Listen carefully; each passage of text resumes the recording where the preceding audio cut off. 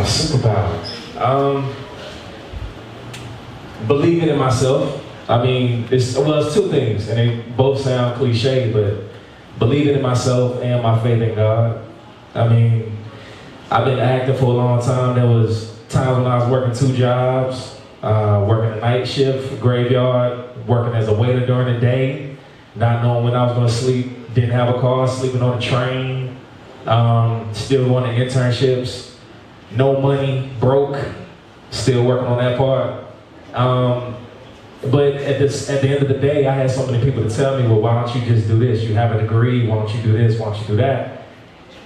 I had to stay true to who I was, you know what I mean? And I believed in myself, and I really believe that I have something to give, you know what I mean? So being that I know that within myself, I couldn't just sit on it, you know? For me to sit on it, I felt like was me just waving my hand away at God for the gift that He gave me, you know what I mean? I feel like I have a voice, and I feel like acting and entertainment is my ministry. So if I have a superpower, that's what it is. Yeah.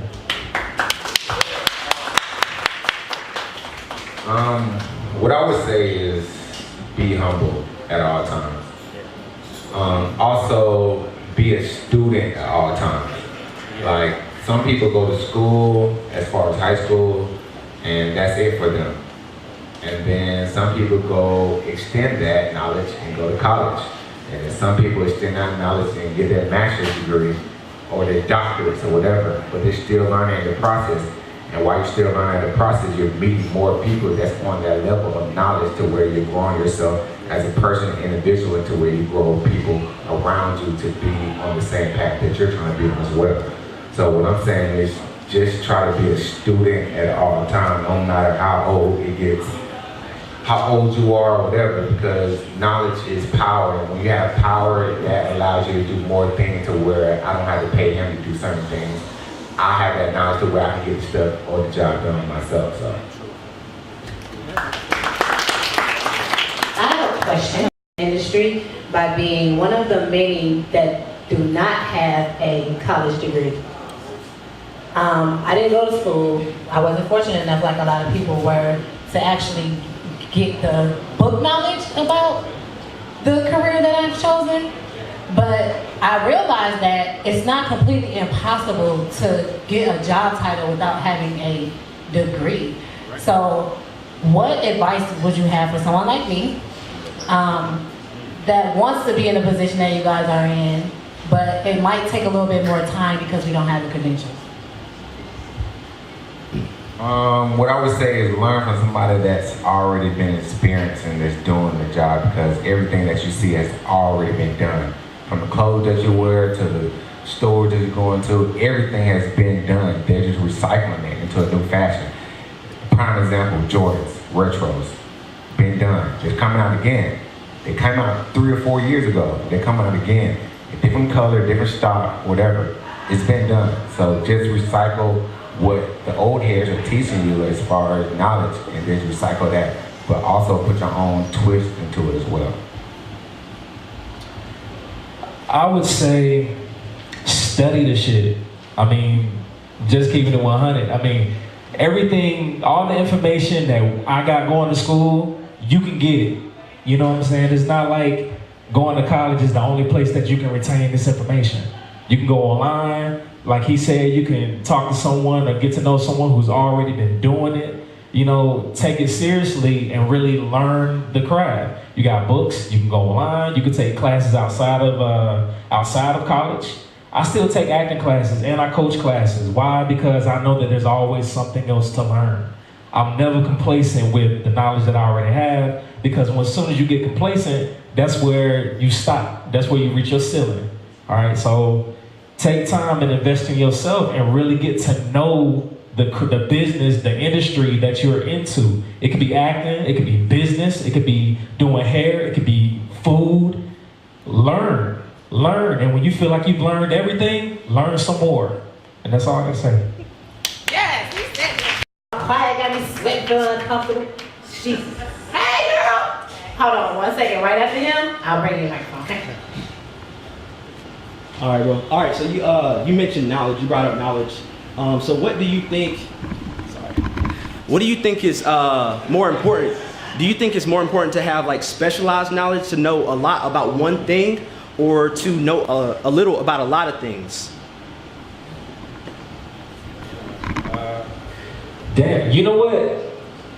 That's actually something that I've been battling with myself.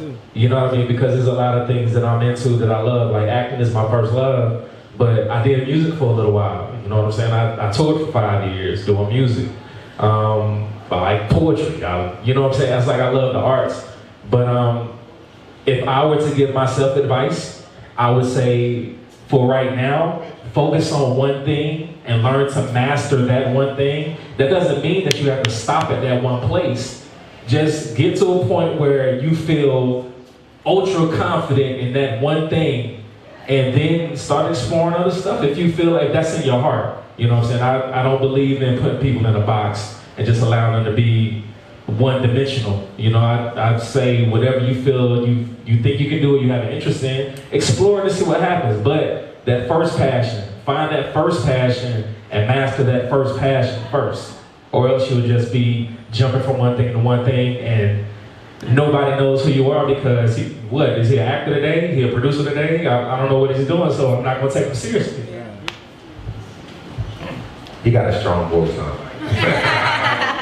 Nah, but what I would say is, to piggyback off of what he was saying, basically master that one thing so you can kind of understand the mastery of it, because if somebody cuts you off of that one thing, then you can switch on to the other thing that you feel like is your passion. And at the same time, if it's your passion, you want to have fun with whatever you're doing. You don't want to be miserable waking up like, man, I don't feel like going to work today. Man, I don't feel like doing this or that and the third day. I'm bored, I'm miserable, I'm depressed because I don't want to do this. You want to wake up every day enjoying life, because everything that you do is a process and everything that you do is a journey. So you want to have fun while you're doing the thing that you love to do. So you want to have that mastery, but as well as have that umbrella of things that to where no one can limit you and put you in one box of like, oh, she only does hair and makeup. So if we eliminate that from her, she can't do nothing else, and you can't feed yourself after that. So you want to have mastery in one thing, but also surround yourself and versatile yourself to where you can get money in different categories. Because all it is supply and demand at the end of the day. So you want to be knowledgeable about that as far as business at the end of the day. Because after college or after you get your doctorate, it's the real world. And you're going to see how everyone is grooming themselves to be better in what they're trying to achieve. So.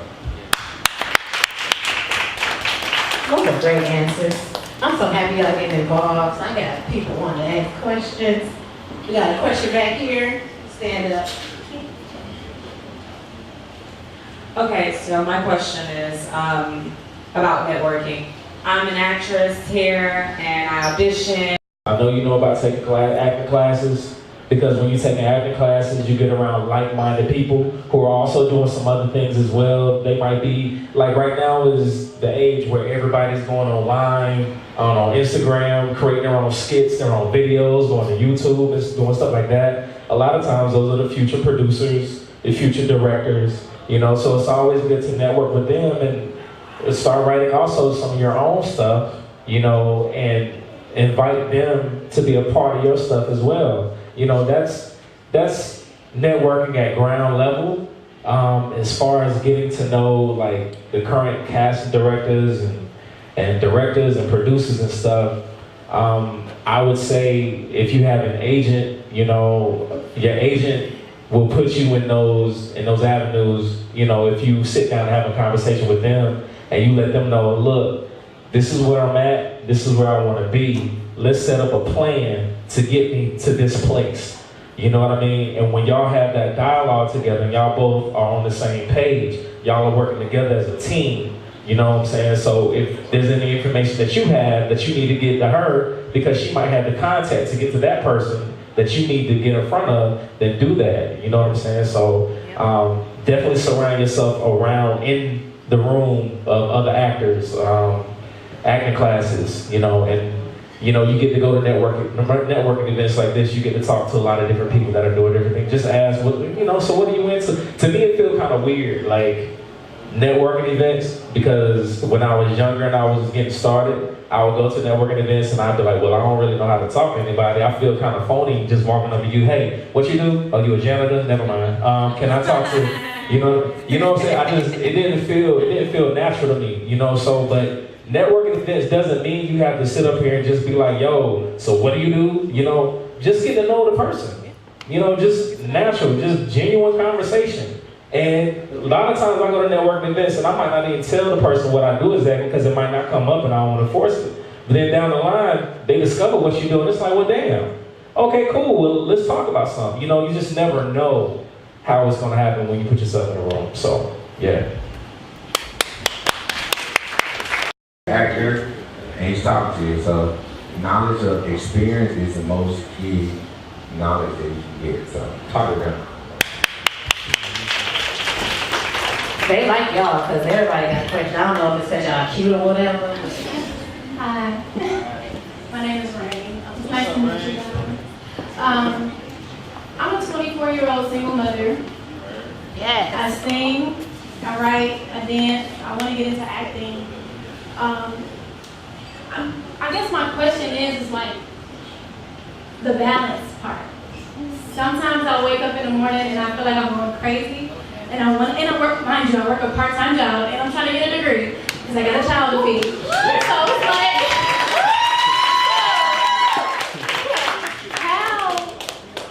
how have you guys, I guess, keeping your head above water? What is your way of like waking up every day and saying, I can do this, I can do this? Like, how do you stay self-motivated? Because I have my days where I feel like, you got this. And then some days I'm like, oh shit, I gotta go back to my job. Like, how do you stay motivated? How do you keep your head right? Because I guess in this industry, you have to have a level head to be able to deal with all the BS that comes with it. So, I guess that's my question. How have you kept yourself level-headed throughout all the chaos? I would say I always go back. I feel like, and I'm not where I'm going to be yet, but I do feel like even by the time I get there, there's still going to be those days where I'm like, man, what am I doing? Man, this ain't working. Man, today was terrible. But when I have those moments now, I go back and I think about what made me fall in love with what I do. And it's not the money or nothing like that. It's more so, I love the way people feel when they see me perform.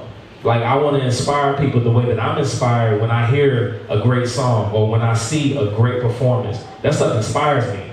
And that's the type of energy that I want to give back to the world. So me knowing that, like I said before, like that is my ministry, that's what brings me back to reality and let me know that keep pushing. You know what I'm saying? Keep pushing. Real quick story. I told y'all I was touring for like 5 years, right? I was touring. I performed in 46 states, about 6 spots in Canada. It was a good thing. It was most of my income at the time. But it came to a point where I was like, I don't want to do this anymore for, creative reasons and stuff like that. I was working another job when I was home.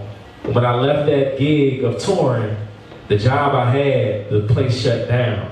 So I went from having good income to no income at all. I didn't know what I was going to do. It got so bad that I humbled myself and I went back to doing extra work. Something I hadn't done in like years. But I went back and do it because I had to pay bills and because I just had to be around it. Fast forward, it got really bad where it was like, yo, I don't know if I'm gonna be able to stay in my crib, because I don't got money to pay. And lo and behold, I kept praying, I kept staying faithful, I kept going to classes, and I got a call actually for the quad. Didn't know I was gonna get it. The audition I thought was okay. The whole weekend I'm on pins and needles because I don't know what's gonna happen. And at first, dude hit me up, the casting director, George Pierre, he hit me up, he was like, yo, I'm sorry, but I was like, no, I got a call saying, yo, we're not gonna need you for the table read. And I was like, damn, I didn't get it. So I called him, because I've known him for a while, and he was like, that's how things go, whatever, keep your head up. And when he hung up the phone, I said, you know what, God, I thank you anyway. I appreciate the opportunity. And no sooner than I said that, he called me back. And he was like, yo, you good? I was like, nah, man, look, I know how the business is. I just thank you for the opportunity. And he was like, yo, I'm just messing with you, dog. You got the part as Bryce. So never doubt yourself, man. Never, like, you're going to have those dark days. That's going to happen. You can't avoid it. The thing is, you knowing that this situation right here is just preparation for that next blessing.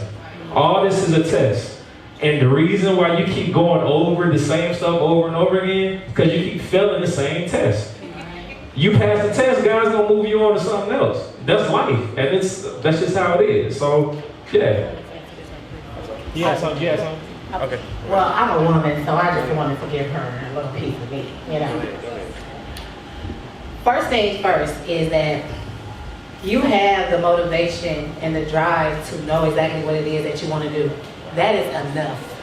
Yeah. Do not beat yourself up about it, because you know what? We look at a lot of things as motivation, and as women, we would think that it's automatic.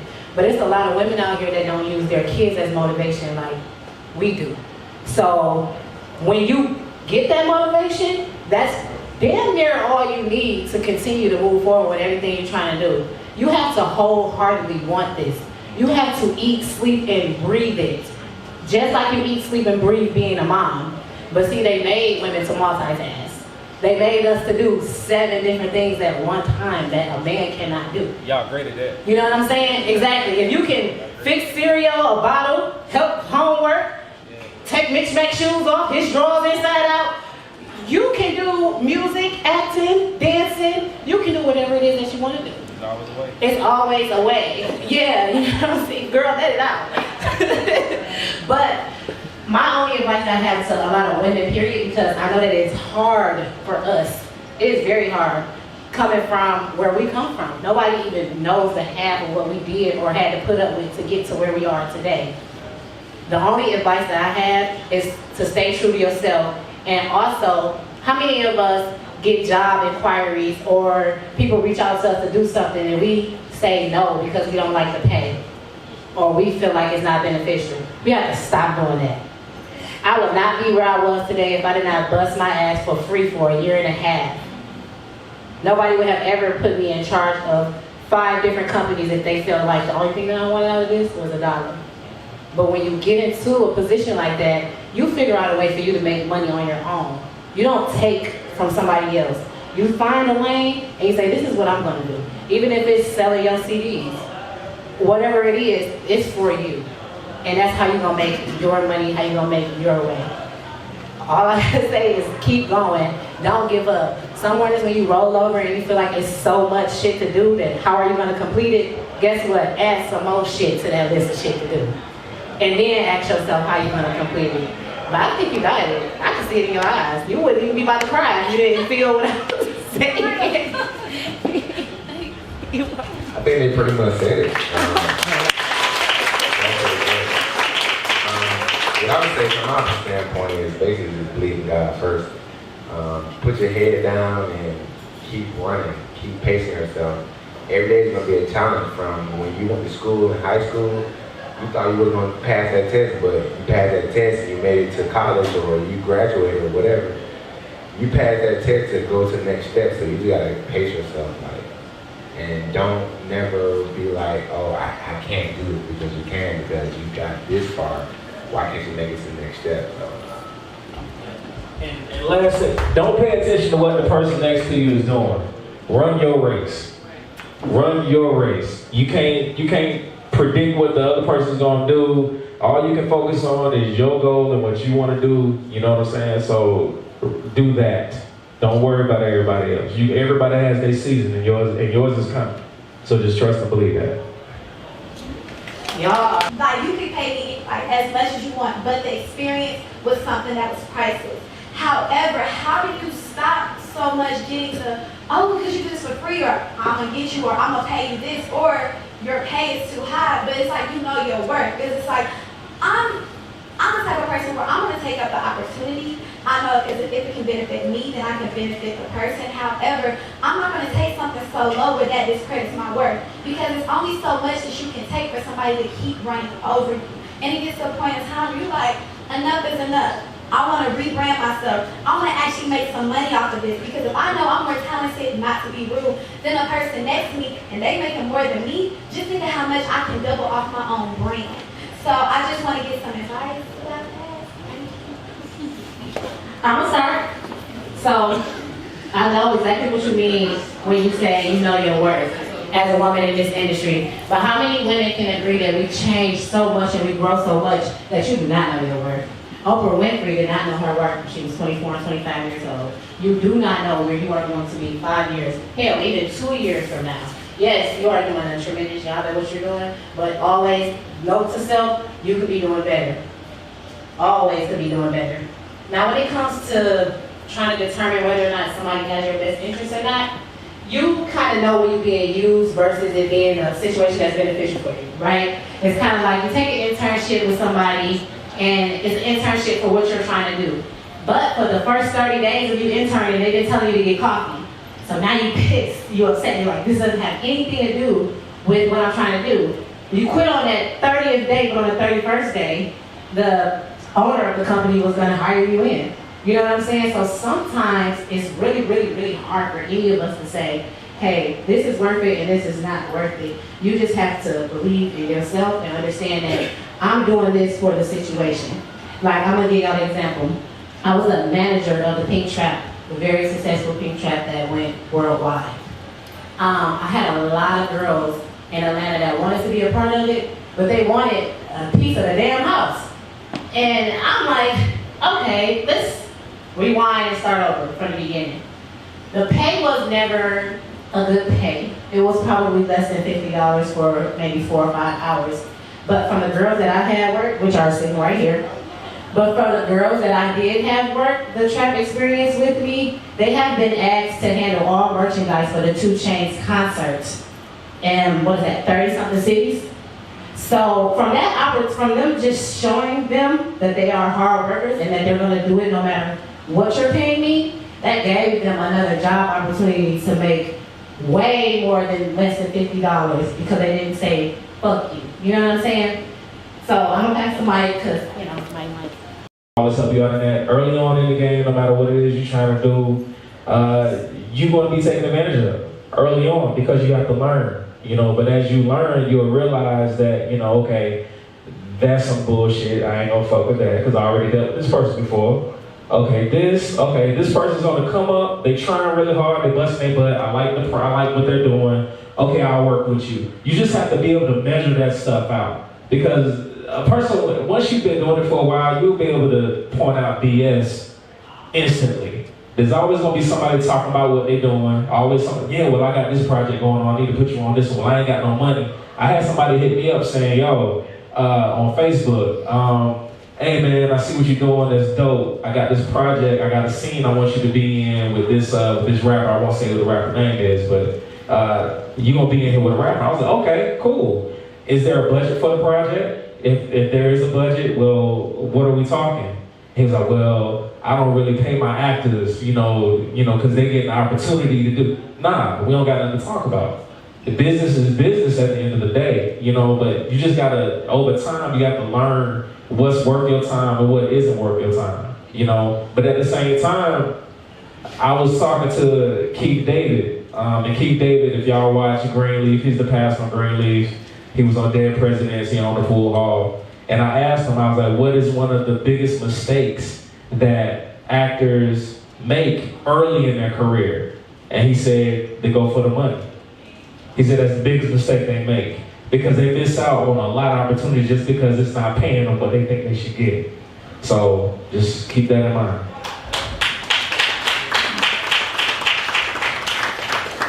Yeah, to piggyback off of what he said, like experience is key to anything. Like if you've done it twice and you know some finesse, jug type stuff, leave that in the past and go into what you're trying to do. But also, it's like a barter system as well. Like if you feel like they're adding value to what their situation is, I mean, you're adding value to what their situation is, and they're adding value as far as experience or even dollar signs, like you can barter within that. Like don't just go for it necessarily what they're trying to offer you. You can also negotiate what you're trying to get out of it as well, because it's a give and go, because obviously they see potential in you to where they ask you like, hey, can you do this, that, and the third? All right, cool, I'm gonna ask you, and then they ask you, you can barter yourself into like, all right, can I get this as well, and then compromise on a situation if you feel like it's a compromisable situation. So you just gotta barter yourself within any scenario that you're within as well. And then also go for the actual experience. So when you get older or you go into a new lane or a new level, then you're basically leveling yourself up to the next level. So just experience the experience and also learn from the experience as well. Y'all give it up for our lovely panelists. They held it down. Y'all like them. Y'all like them right now. Fuck a beat, I was tryna beat a case, but I ain't beat that case.